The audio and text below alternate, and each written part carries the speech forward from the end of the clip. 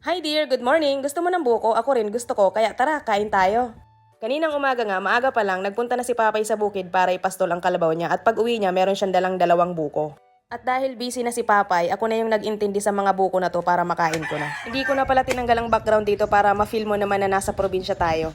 Bata pa lang ako, paborito ko na talaga yung buko, kaya kapag umuwi ako sa probinsya, lagi kong gustong kumain ito. So refreshing ang sabaw. Kayang-kaya ko pa rin naman gawin tong pagbubukas ng buko kaya hindi ko na inaasa pa kay Papay. Syempre kung kaya nating gawin ang isang bagay, wag na nating iasa sa iba, 'di ba?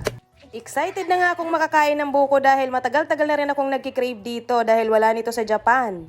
Binuksan ko na nga rin itong pangalawang buko at isinalin ko na rin ang kanyang sabaw. Doon sa Japan ay wala talaga akong nakikitang buko kahit saan ako magpunta. Wala rin ako dong nakitang puno ng niyog at napaka-perfect naman itong buko na kinuha ni Father.